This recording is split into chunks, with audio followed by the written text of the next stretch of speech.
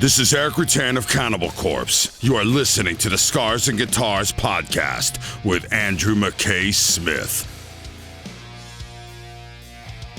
G'day everybody, welcome to the show. I've got a magnificent conversation to share with you featuring Kevin Martin from the group Candlebox. Now the catalyst for our chat is due to the group's first and last Australian shows. That's it. They're calling it quits after, maybe not just directly after these shows here, but the foreseeable future in the band does not involve a band. And you'll hear why Kevin talks about, well, he talks about what might possibly be happening. Put it this way, the door's still open, I think. The door's still open, but fans have got to want it. That's always the case anyway. But in addition to talking about the tour, the reasons for shutting shop, we dive deep. We dive deep because Kevin is an industry veteran. He's been around a very, very long time. Candlebox are as old as any of those Seattle bands because they are a Seattle group. So he's got the stories, he's got the tales, and he shares many on this episode. You'll hear his take on ego in the industry, what happened at Lollapalooza 1994. Gosh, long time ago now, almost 30 years ago now. But it was his commentary about Jason Newsted in Metallica, because Candlebox toured with Metallica, that are worth sticking around for alone. But plenty of other killer banter. I really enjoy Kevin's company. I wish him all the success in the world after Candlebox. He's just one of those guys. So here he is, Kevin Martin from Candlebox. How's the? I know you've been doing a lot of these Zoomers with us in Australia, mate. How have they been going? They've been great. You know, it's been really surprisingly good because, you know, I've never been to Australia. I've been trying to come there for 30 years to play shows, and you know, it's just I've never had an opportunity, and so I'm stoked that actually people want to talk to us and are interested in actually chatting with me about what the band's doing. Yeah. Hey, sorry to dip into your personal life for a moment, but I was reading somewhere online, it was a social media post, that you're actually married to an Aussie for a bit. Is that correct? Yeah, Natalie and I have been together 23 years, and she's from Noosa, so we spend every Christmas up in Noosa. Oh, I've got a place at Maroochydore, mate, so just down the road. Yeah. Gorgeous, isn't it?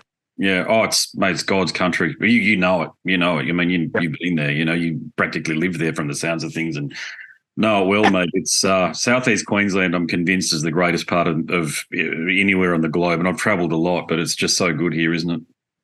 I would not disagree with you. It's my favorite place. You know, I've told the story a million times, you know, over the years, that my first band was called Wagga Wagga. For some reason, I've had this affinity with Australia since I could walk. And I'm not really sure why or what. You know, Pere Ubu is one of my favorite bands. Hoodoo Gurus, Powderfinger. The list goes on and on. But I think when I met Natalie, I actually thought she was English because she's got one of those kind of soft Australian posh accents. Oh yeah. So I said, "What part of England are you from?" She goes, "I'm fucking Australian." I was like, "Oh, sorry."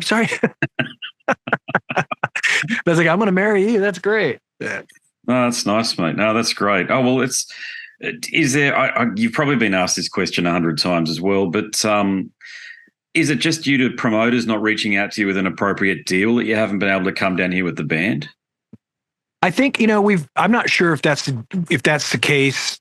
Thank you very much. I think that we kind of always have been the redheaded stepchild of the Seattle music scene. And I think that the promoters in Australia, even though we sold, you know, records there and back in the debut album days, and I actually have a gold record in Australia, as far as I know, but I think because we never went and promoters kind of never really knew about us, we just weren't invited. You know, I've been friends with the guys from Live since 1994, and I've said to Ed a million times, "Hey, next time you go to Australia, take us with you." But it never seemed to happen. So luckily, this, you know, Silverback promoter just decided to take a chance on us, and fingers crossed, you know, the shows do well. I mean, it is my first and last tour of Australia. That's what we're saying. But I think if things go well and the dates do well, I happily come back and play some festivals or something in the fall. I love Australia. I've been trying to play the Great Northern. I mean, like I said, I've come every Christmas. I've said to the Great Northern promoter, I'm like, look, just book me. I'll play acoustic. I don't care if I'm playing to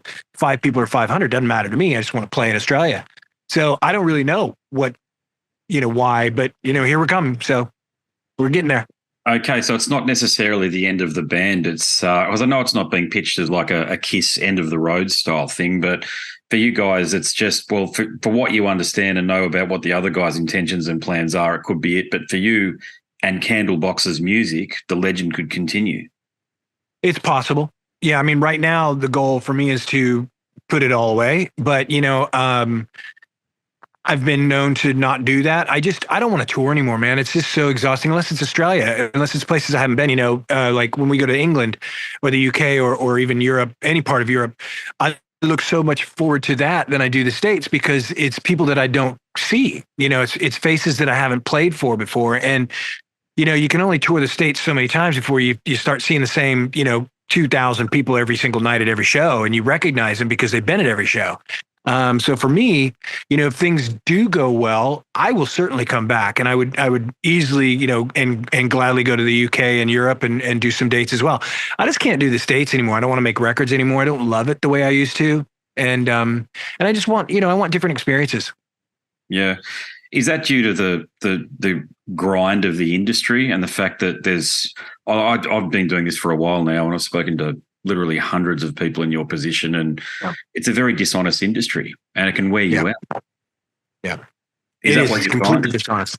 Yeah. It's, I mean, listen, I've made 5 records in the past, let's say 15 years. And I think, maybe 2,000 people have heard them. And, I've done deals with labels on every one of those. And the promise has always been, we're going to spend, 200,000 on marketing, and we're going to do this and this and this. And they don't do any of it. And then at the end of it, they go, well, you didn't sell any records. And you're like, well, let's see your marketing budget. Well, we didn't spend marketing on that. We did this, we went to radio. Why would you go to radio? We're considered a heritage act. So, that's the other downside of being, a band from the 90s from Seattle, is that you're now on every classic rock station across the United States. So you're not even considered contemporary anymore. It's kind of it is a completely heartbreaking and dishonest industry. And it's kind of why I'm at that point where I'm like, I don't want to make music for the same 2,000 people anymore. I wanted to make records that hundreds of thousands of people heard and millions of people heard. And all of my contemporaries, my favorite bands, they all are playing, going out with the Foo Fighters, they're going out with Pearl Jam or somebody like that. And Candlebox is just this band that's just kind of had to fight our way out of every fucking paper bag for the past 30 years. Yeah, that's weird. You guys were huge back in 94, 95. I remember that because I had a sample. I remember those cassettes I used to hand out at concerts, and it was a label or agency or whatever. But your songs are on that, and I was thinking, I hope you guys tour. And then, as you know, it didn't happen. But then something else happened not long after that, and we didn't know it at the time.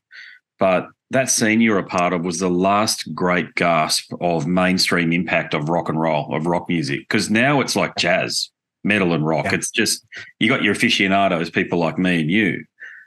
But for the most part, programmers, the social media elite, all the arseholes, excuse my expression around it, but I just can't stand the way they push urban music and stuff on the youth. Like the kids these days couldn't even probably name a rock band outside of maybe Green Day or Metallica, maybe. I don't even know whether they could even name them at this point. But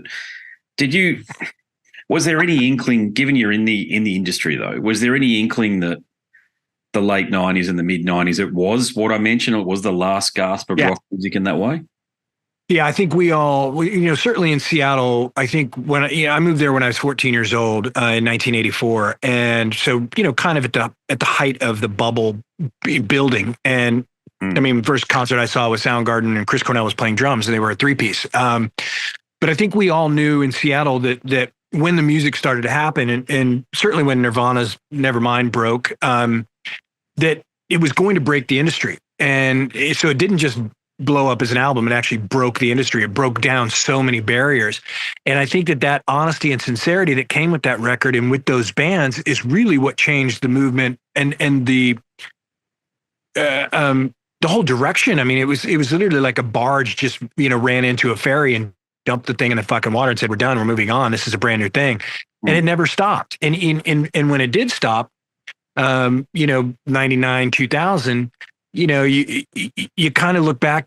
Even then, I remember sitting with Guy was here in Maverick Records, and I was like, Yeah. We were trying to get out of the deal with Maverick, and things weren't going well. And we'd done a Happy Pills record, and I said, what's your next step? Like, what are you going to do? Because none of this music that's coming out right now is going to matter. And I mean, like, of course, Korn, great fucking band, and a lot of the kind of that metal, the Deftones, of course, that kind of great metal, still the sincerity, still honest, still real. But it didn't have that guttural friction that the Seattle music scene had, or even the Chicago scene with the Pumpkins and Fig Dish and Triple Fast Action and all that kind of, and Veruca Salt. I mean, there was such a really great fucking energy to the music then, and it just became disassociative, and it lost its vision. It's almost like when New Wave came along out of the punk rock movement, that was the decline of the British music scene per se, until the 90s, when the Happy Mondays came out and all that thing started to kind of re-energize the Manchester scene. You're never going to see that again. We're never going to see what happened in Seattle ever again. I mean, it's just not going to happen. No, I agree. I agree completely with you on that point. Yeah, it's just so weird to think that was it. But talking about Maverick, I understand Madonna handpicked all of the artists that were signed to the label. So did you end up having any interaction with her at all? Yeah. We met her about a year after our record came out. We were on tour with Rush. We were playing Madison Square Garden in New York. She had just come off of, I think when they actually signed us, when our record came out, she was still on, not the Blind Justify My Love tour, maybe. I can't remember which tour she was on. So we really didn't even get to see her until her tour ended, and we were in New York with Rush. Went to dinner with her, and she was lovely. I mean, she's a really smart woman, and she loved the bands that were on the label. She came to see us play several times, and she was really supportive. And just to kind of, as a vanity label owner, she was hands-on with everything. And Freddie and Guy, I mean, the team was so small when we were the first band to sign to Maverick. So it was Freddie Demand, Guy Oseary, Ronnie Dashev, Abby Konowich, Madonna, and Lionel Conway. That was Maverick Records and Candlebox.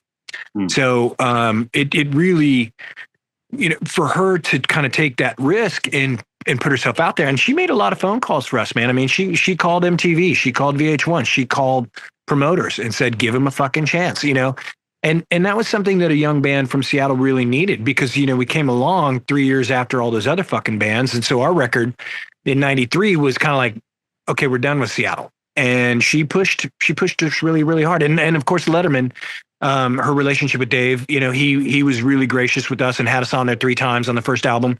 So, those things were really important to us. Did you find, given the era which you came out in, so the debut, I think it's 94, am I mistaken? Certainly, that's when I heard it. So it came out in Australia in 94, 93 in Seattle, in the States. There you go. So, but it was right on the cusp of when the internet was about to drop in its first version, when we all sort of had it on our dial-up machines and all the rest of it. Did you notice that made any positive impact on the bands, on getting you out there to people? In other words, did it open you up to new territories? Not at that time. One of my best friends, actually my roommate in college, Julian, he was working for Microsoft at the time, and they were developing that early platform of what became their music. I forget what the music program was called that they released, but he was one of the first ones on that. And in the apartment, he had that dial up and the modem thing going and all that stuff. And I was like, what is this? And he's like, well, this is the future. And he still works at Microsoft. He's actually one of their senior executives there, but he's developed, he developed a ton of stuff. And I think for us, it really didn't start to kind of work for us until around 2008, when we focused mainly on the new record we're releasing, Into the Sun, but we really did like an online campaign. That's when we noticed there was a real change, because we started being able to connect with all those fans that we had lost in the 90s. I don't think we could have used it. I mean, when we released it on Maverick, I think they did the 98 was their release for their record store online. And I mean, you try to purchase vinyl or whatever from their store and it didn't work. None of the shit was working, but they had a page. And I think it was, it was about having a landing page. It was about having some place that people could visit, but you really couldn't do anything, unfortunately, because they didn't want to spend the money on developing it, like most record labels, which is what ended up hurting them anyways, because they were, informed that music was going to get pirated, and they didn't want to do what Sony did with television and film. They didn't want to block that. Yeah, fair enough. Yeah. Did you notice, though, with Napster, did you notice, though, that gave the band a bit of an uptick when the file sharing thing started to become, well, it was only there for a short period of time. It was 6 months or thereabouts, wasn't it? But I know with bands like Iron Maiden and stuff, it introduced them to an entirely new generation of fans. So did that happen for you guys? No, we weren't. That whole Napster thing did not affect us. I mean, we may have seen 1% growth, but, at that point, I think we were such a second thought from that Seattle music scene. If they were trading anything, if it was going to be Pearl Jam, it was going to be Nirvana, it was going to be Soundgarden, it was going to be live shows. It didn't affect us at all because we had kind of stepped out of the limelight at that point, and we were just trying to survive as a band. Mm. Were you the sort of band that could play shows with bands like Queensryche and then Soundgarden? Could you? For my taste, you straddle the divide a little bit. We did. We actually did shows with Soundgarden back in the day. We never played with Queensryche, but back in the day we did shows with Soundgarden. Tool actually opened for Candlebox, surprisingly. And so did Radiohead. When we had the great success of the debut album. So I can at least say that Radiohead opened for me. But yeah, we could have done that. And we had some of those. It's funny because, I knew Chris. I met him when I was 16. I was working at Fluvog Shoes with Susan Silver, who was his manager and ex-wife now. Yeah. But at the time, she was managing Soundgarden and stuff. And so the guys would come in for the flyers, and Chris and I we used to sit around and talk about music all the time. When the band happened, I never asked him for a favor, and I probably should have. I could have, the band certainly could have used a voice like Chris Cornell saying, "Hey, you should check out Candlebox's new record." But I never did that because I felt like I wanted us to, be our own. I wanted us to have our own footing and be able to, kind of argue that the band is, worth more than the Seattle guys telling people that we're good. But I probably should have asked for that. But yeah, I mean, we could have certainly toured with Soundgarden. I mean, we've got, our second record, Lucy's got some pretty progressive tracks on it that would have worked well with that audience. I've always thought that we should be touring with Alice in Chains, but I know that Sean Kinney doesn't like the band, so that's why that doesn't happen. Is that right? Do you know what that's about? Yeah. Look, I mean, we're friends. I've known him. He used to borrow drumsticks from me. I was a drummer before I was a singer, and he used to come to my rehearsal room and borrow drumsticks from me all the time. But he said, he goes, "Dude, I love you as a person. We're friends." He goes, "I don't want to listen to Candlebox every night." And I'm like, "That's fair enough. I understand." God, it's a bit honest though, isn't it? Yeah, well, that's how he is. I mean, and that's that's kind of the thing about those Seattle bands, man. None of them would bullshit you. They would never say, "Yeah, we're going to help you out," and then not. They say, "Nah, I don't like it." Jesus. Okay, fair enough. Yeah, I think you do. My values, I suppose, is you help your mates out. But well, I mean, they did.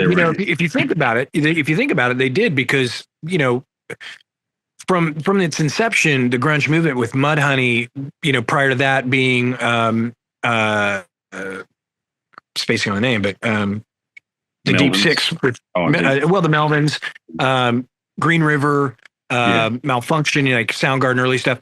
So kind of the inception of the grunge movement.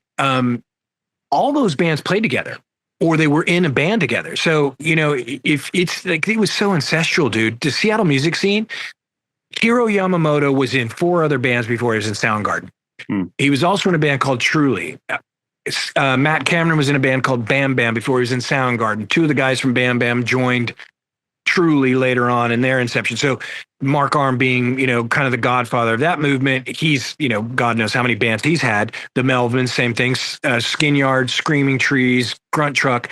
They all played in bands together. Blood Circus, I think Brent was in 4 bands from the Seattle music scene. So it was really, really ancestral. So when we came along, like I said, we were the redheaded stepchild or the little brother that, they didn't really want at the party. So that's kind of why the only person who ever gave us any love in any way, shape, or form publicly was Mark Arm. And that's just because I've known him for, 50 fucking years. And he's a great guy, but he's the only one who ever kind of gave us any kind of credit. I know Kurt and the Metal Church. Well, Kurt in particular is from Seattle. Metal Church, I know they're a different scene, but did you have any interactions with those guys? With the Nirvana guys? Oh, Metal Church. Metal Church. No, I never knew those guys, and I always loved them. I was sad to hear that he passed this year. No, they were great, man. Metal Church they were a special kind of rock and roll that came out, and a lot of people don't even know they were from Seattle. Yeah, I know. They're a Seattle band. Like Queen's Right. A lot of people don't realize you guys are from Seattle either. There's just a thing, isn't there, where people sort of associate certain bands with a region and other bands they don't. But what was you may have answered this, and we've probably touched on it, but you have survived and you've got to the point where you've had a credible career. But what would you say the most significant challenge was that you had to overcome in the last sort of 30 years whilst you've been a working musician? Ego. Just ego. I mean, ego is it's the worst part of being in a band, and it's crushed. Like there's a documentary coming out about Candlebox next year, and people are going to be surprised to see what really happened to us back in the the 90s. Ego is just it's the biggest fucking ruiner of everything in the world. And that's whether it's Guy Oseary from Maverick Records or Freddie DeMann from Maverick Records or the guys in my band or other bands that we played shows with. I mean, I'll give you an example. When we did Woodstock 94, we were the only band on that festival that had a record in the top 10, let alone top 20 Billboard. We had the number 7 record. We were added for the Friday night. We were the headliner on the Friday night with the Violent Femmes. We went to do the press conference in the press tent. Our A&R rep, a guy named Larry White, who had worked with the Chili Peppers, he'd worked with Joy Division, he'd worked with everybody. Walks in and he's like, "Hey, Larry, how are you?" He's like, "Ladies and gentlemen, so nice to see you all. Of course, you know who I am, and I'm here with one of our favorite bands from Warner Brothers, Maverick Records right now. Candlebox, they have the number 7 record in the country. They're currently moving 175,000 units a week, blah, blah, blah, blah, blah, blah. And they're so stoked to be here. We'd like to open the floor for questions." Not one fucking question.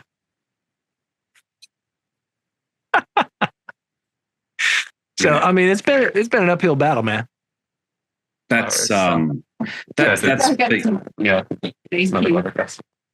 speaks to the ignorance of journalists at the time who only wanted to speak to Billy Joe, whatever his name is, from Green Day or what have you. Well, even then, I don't think nobody really gave a shit about Green Day at that point. They were just Dookie was blowing up, but it wasn't as exciting as if they hadn't had that mud fight at Woodstock 94. I don't know if they'd have got as much press out of what they were doing as they did. But that mud fight was so substantial. It's such a game changer for the weekend that it was all over every single news organization. Green Day was creeping. Their record was not selling great, and because they were our partners on Warner Brothers. So, and Helena Coram, who was touring with us as our A&R agent, was also their A&R rep for Warner Brothers. So we were hearing the stories and going back and forth as to what was happening. And it was, it really was that kind of, when everybody started throwing the mud and shit, that's when everybody paid attention to them. Was that your perception at the time around all of the mud throwing and the stuff? Was it something that just you thought, oh, well, it'll be here today, gone tomorrow, that sort of thing? But it's ended up becoming the enduring iconography of that festival, of that event, that entire event. 100%. And I mean, I think that everybody knew that it was going to be the one thing that everybody talked about. For the 99 one, it's, Limp Bizkit with the "let's break some shit" and everybody burning, the house down. But with Woodstock 94, it was that Green Day moment where everybody's just like, what are these fucking, and it's perfect for them because they're brats and they're punk rock brats. And it was exactly what needed to happen. I mean, standing on the side of the stage watching that was hilarious, and getting hit with mud was even funnier. But they didn't fucking care. They were so stoked to be doing it, and that's what's so cool about it. And that was what was so cool about Green Day, and kind of that early rock and roll scene that was happening in the 90s. It was just cool. Nobody gave a shit. Nobody was dressing up in leather pants and crap like that to go out and play shows. It was like, we're wearing our clothes and this is the show we're playing, and if you like it, great. If you don't, who cares? I don't know whether Ed and the guys in Live told you, but when they came to Australia for the Alternative Nation Festival in 1995, the same thing happened to them. at the Sydney show. They got pelted with mud as well. And I think it was either him or Ed or the guitarist, I can't remember his name, or Michael Gudinski. Yeah, Taylor. Promoter. Yeah, he said something like, "Hey, we're not fucking Green Day." Yeah. Chad Taylor, because I had the gracious view with Chad, and we've talked about that several times. There you go. It's I mean, it's really funny, but they, and live was huge in Australia. I mean, they still are, which is amazing. People love them, and they're a great band. Yeah, well, personally, I found it a bit odd because no disrespect to them whatsoever, but they're, Powderfinger, who you already mentioned, they're sort of similar vein to that. They just occasionally you find a band in Australia, people around here just pick up on it and they just go, and they don't let go of it. And that was one of those bands. But it does that. An adjacent point to that would be, I think in every serious artist's career, like a career like yours, there's a sliding doors moment where things could have gone either way. Do you remember when that was for you? Probably 99, 98, when we were doing the Happy Pills record and everything had gone to shit at that point with the band. When we were fighting with Maverick, our A&R guy Osiri wasn't even our A&R guy anymore. They hired, what the hell was his name? Tim. I can't remember. No. Guy who signed Alice in Chains, Nick. I don't know the guy. Just Turzo. Nick Turzo. So Nick Turzo became our A&R guy like overnight. We're in the middle of a record, and he walks into the studio and he's like, "Yeah, I don't like any of this. I don't know what you guys are doing, but we're gonna need to scrap this and start over." And we were like, "We're fucking recording a record right now," and that was a strange thing. And then we stopped, rewrote 6 songs. And that's when I was like, yeah, I don't know what this is going to be for me anymore. And I'm surprised we made it through the record, and surprised that we actually were able to get Happy Pills out and on a label as well, because I think we were just so kind of beat down at that point. Yeah, that sucks. Yeah, I don't think that the modern rock and metal, for the music fan, the young, the Gen Zer, if you like, understands how much clout and how much power the A&R man actually had in the recording studio with bands like you guys. It was huge. Yeah. That's just one mini. Yeah, when they say no, there's no money. The money stops. And that was, that was the hardest thing back then, man, was that to have Nick say, yeah, we're going to stop this right now, and I need a single. So we worked on Sometimes, and It's All Right. So that's when we wrote Sometimes, It's All Right, and Happy Pills for the album. Because Nick was like, we're not paying for anything else until we get these fucking songs right. Yeah, okay. But on a more positive note, what would you say has been the highlight or maybe even the highlights throughout the career so far? Just the fans. I mean, I'd love to meet the first person that bought our CD outside of Seattle. Like, I don't know who that is, but I would love to just go walk up to him and say, "Hey, man, thanks for starting this." Because that first record, it's the happiest accident we've ever had as a band. I don't think it should have ever worked out the way it did. I don't particularly think it's a great record. I know people would argue with me, and there's 7.5 million fans around the world that would argue with me about that. But I do believe that that the fans are the best thing that I've experienced over the past 30 years. I mean, the music is one thing, and touring with bands you love, and meeting the guys from Rush and that sort of thing, and Metallica and whatnot. Those are magical moments. But the fans, just without them, the story is as cliche as it is to say, there's no career. Have you read some of the YouTube comments under the videos for Far Behind and some of those early singles? Have you seen what people are saying about the band? No. Saved my life, gave me a connection to my long deceased father, this sort of thing. They're very profound comments that people have left for you. Wow. That's amazing. No, I've never, I don't use YouTube, so maybe I should get on there to feel good about myself. Well, when your biography comes out, mate, make sure you just have a bit of a read of that. And anytime you're writing through those moments where it's a bit of a dirge and it's a grind, mate. But it's rock music is enduringly powerful in that it's like a friend. and it can pull you through those moments, especially when you're young, mate, and life sucks and doesn't make a lot of sense. I mean, God help me, if it wasn't for rock and metal for me, mate, I think life would have been profoundly more bleak. And I think that I share that with a lot of people that are into the music. Yeah. No, I mean, listen, I've had bands that changed my life when I was a kid. Henry Rollins, I mean, my first concert, I was 12 years old. I went to see Black Flag. Oh, yeah. In San Antonio, and I jumped up on stage to do a stage dive, and I hit the ground and nobody picked me up. And Henry saw that, so he grabbed me, pulled me on stage, and I ended up singing the latter part of Damaged with him. And then in 1994, I toured Europe with him, and I couldn't talk to him because I was so like starstruck. And he's like, "What's your problem?" We get to Hamburg the last show, and I was like, "Dude, I can't, like, you changed my life when I was fucking 12 years old.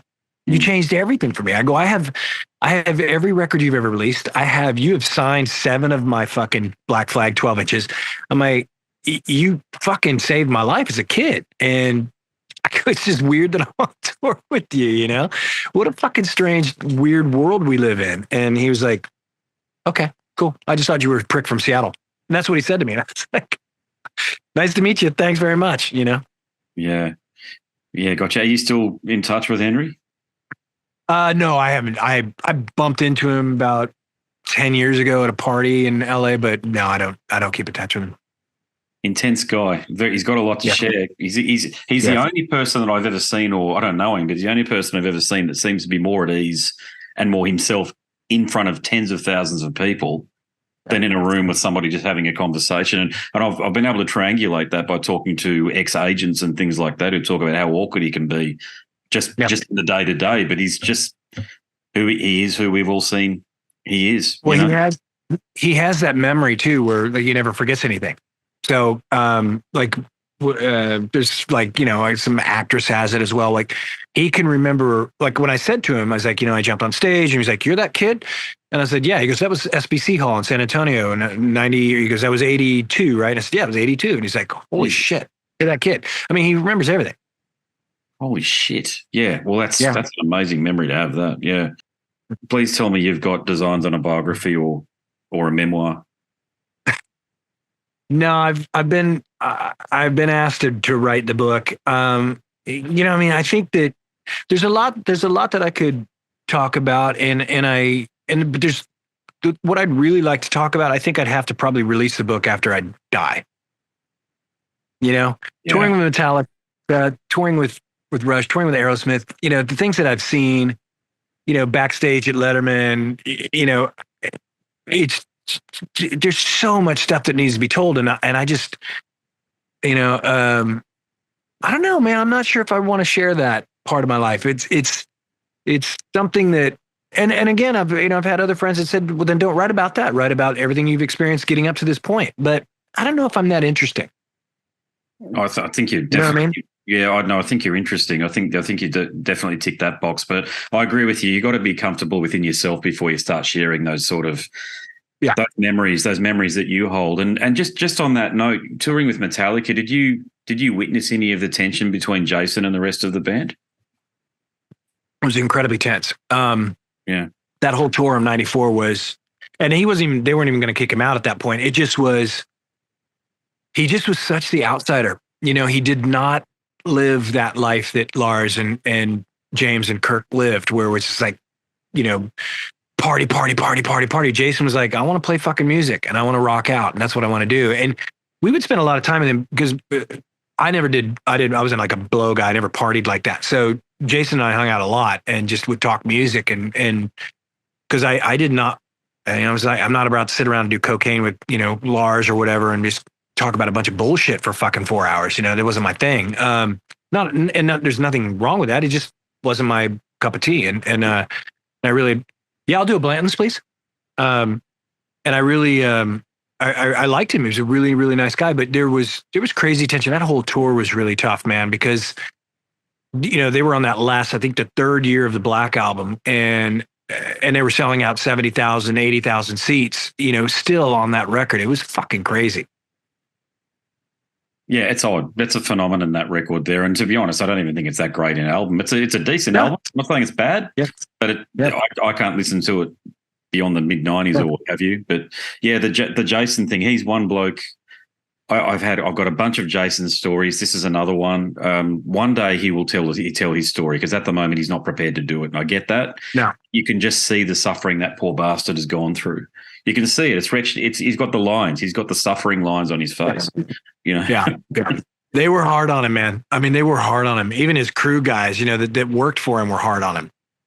Jesus Christ, yeah.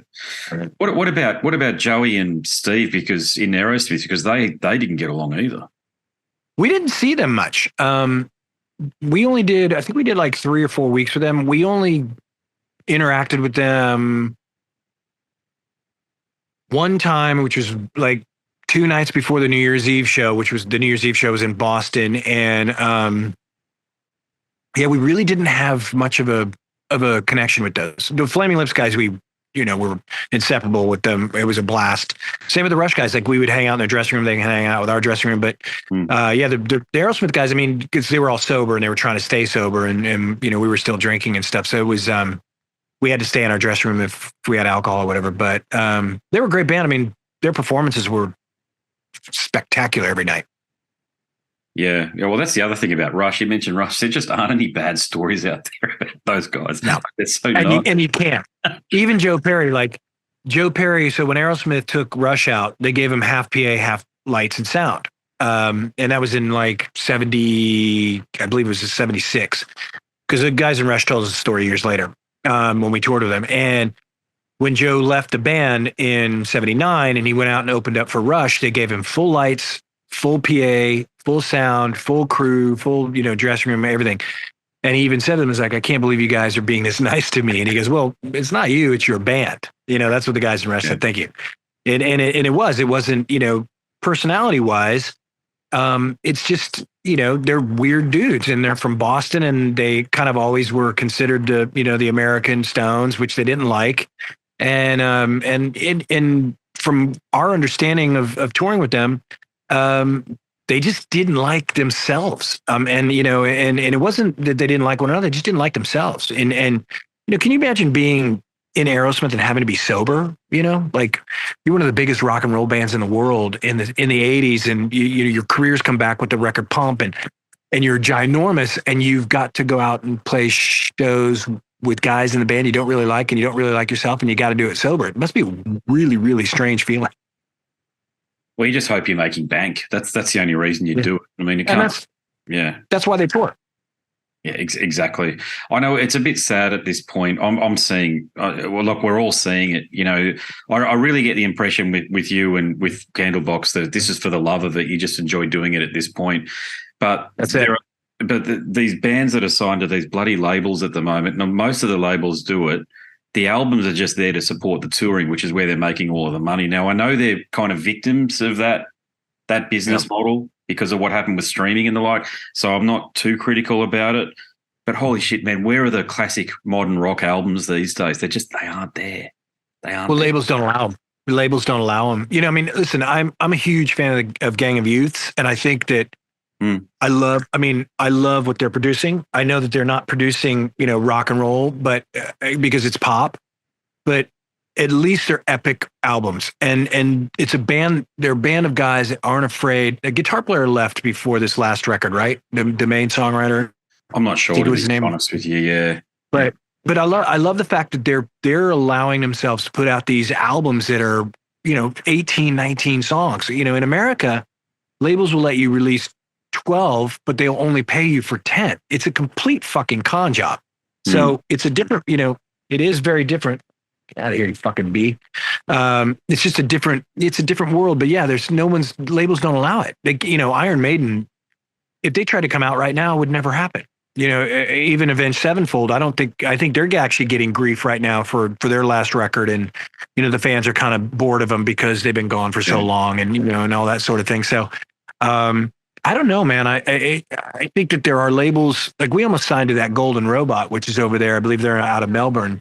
I love talking to people like you, mate, who've actually been there and done it and who've managed to have the career, because you can't do it anymore. It's gone. It's done. And, mate, I feel like when guys like you no longer want to make music, it's really down to the metal artists, because the rock side of things, there's a Greta Van Fleet thing, but I can't connect with that shit. it's not. You know what I mean when I say it's not authentic. God bless him. Good luck to him. But I don't think I'm with you. Yeah, I'm with you. I don't understand that band at all. No, look, I've put it on once or twice, and it's like it just sounds like a cover band to me, like a really polished cover band with a bit more mainstream edge than what Led Zeppelin could ever have had. But I just feel like I'd rather listen to Kingdom Come if I'm going to listen to a band that sounds like Led Zeppelin. Yeah, exactly. Yeah, precisely. Yeah. Yeah, it's just there are a lot of. I don't want to paint too bleak a picture. My mate Matt Wilcock down in Melbourne, he's in Shotgun Mistress. He's got Werewolves. Oh, yeah. Great band, Shotgun Mistress. But there's things like I don't think their next album's going to come out, mate. Yeah, and I've got it because he sent it to me. But it's a killer fucking album too, man. But this is what I mean. Like the business side of it has just become so cutthroat to the point where legitimate releases can't be released. Hey, look, I'm an author, mate. And I release books myself these days because I can't get Hachette to return a phone call. Nobody cares. Unless you're established and got like 100,000 Facebook followers or whatever, or more, actually. They don't want to know. But there you go. Yeah. Mate, it's been fantastic to chat with you. Really, I really like this chat, I've got to say. So good luck on the tour, mate. You know it's going to be a success, that there'll be plenty of people down here, mate. And I will, look, I don't want to give it the kiss of death and say I'll definitely be in the audience because that's when the kids, I've got something on that night or something, but I'm going to try and be in the audience. I would love to meet you, man. So let me know if you are. I mean, you can reach out to me via the Instagram page. I run the Candlebox one. So if you're going to be there, please do let me know. And I'd love to say hello. Thank you very much, brother. I really appreciate it. That's very kind. Thank you. Thanks, mate. All right. All the best, man. Catch ya. We'll see you. Tremendous fella. It might sound like a cliche because I say it quite a bit, but I just truly love talking to the fellas that have been in the bands for decades. They've been there, they've done it, they've got the stories to share, as you just heard. Exactly why I love doing this podcast here. Had a good chat with the brothers from Obituary as well. They were a day apart, so it was a very good week. It was last week, actually. I've just been so flat out. But it was a very good week that week for the podcast. Now, if you enjoyed that chat with Kevin Martin from Candlebox, you will like many more that I have posted over at scarsandguitars.com. And if you like listening, I know you do because you're a smart person. You're listening to the show after all, which means you like reading. You like a book from time to time, and you're in luck because I've written one. Click on the link in the banner on the website and you'll be taken to a marketplace of your choice. You know what to do from there. If you do purchase the book, do hit me up because I want to thank you in person. Rightio, there's some more information to share with you about the book in the moment, but before we get to that, I want to bid you a fond farewell. My name is Andrew Mackay Smith. I am the host of the Scars and Guitars podcast. Until next time, it is a very goodbye for now. This is Eric Rattan of Cannibal Corpse. You are listening to the Scars and Guitars podcast with Andrew Mackay Smith. I've been the host of the Scars and Guitars podcast since 2017. The first musician I interviewed for the show was David Vincent from Morbid Angel, and things have just snowballed from there. In all, I've posted almost 650 podcast episodes featuring conversations with many of the leading lights of rock, heavy metal, and beyond. It just got to a point where I thought, I need to write a book about all this, so that's exactly what I did. In Scars and Guitars Volume 1, you'll read a heap of deep reveals and commentary, such as Des Fafara talking about Cold Chamber and why the band will never return. If you're a band just starting out, you need to hear me. Do not start a band with partners. Ever. Yeah, wise words there. Sage advice, mate, for anybody. Don't ever, because I can't go do Cold Chamber right now unless I get others involved. Phil Anselmo talks about the episode in his career which gives him the greatest sense of accomplishment. I think the staying power of the fans and the staying power of the songs, whether it's Pantera, Down, or Superjoint, the fans remember the songs. Alex Skolnick from Testament confirms that, yes, playing the guitar in Ozzy's band is anything but an ordinary gig. Will Silent Oz from Dimmu Borgir write a book? Pa from Sabaton gives advice to people who want to start a band. Look at the team around you, look at the bandmates. If the guys want to be on the stage, then it's all cool. If the guys want to be backstage, then it's not gonna be cool. Current and former members of Cradle of Filth discuss the band's seminal 90s material. Read about the reaction to George Lynch and Mark from Suicide Silence's comments when they throw shade at then President Donald Trump. We have this idiotic monster, this egotistical, self-aggrandizing, complete piece of shit in there. I just can't understand how we've gotten to this place. And yeah, we kicked a hornet's nest with Sepultura. Percussive overlord Gene Hoglan talks about recording with Chuck Schuldiner. Chuck was always, he was very open-minded, and he was into having his musicians that were playing with him just reach out for the best stuff that they had. Phil Campbell from Motorhead discusses what it takes to get sober. John Five answers his critics who dismiss his tenure with Marilyn Manson. My name is John Five, and Manson gave me that name, and I had some of the best years of my life in that band and learned a lot. And we get the lowdown on Treyarch Zagtoth from those who would know, including his mother. All across Scars and Guitars Volume 1, there are moments of tension, relief, tragedy, exhilaration, and throughout it all, you'll obtain insight that I believe no one else has managed to obtain from many of your favourite artists. So treat yourself. Scars and Guitars Volume 1 is currently available as an ebook with a print edition on the horizon. Follow the links attached and download a sample. I'm sure you'll be compelled to read the whole book.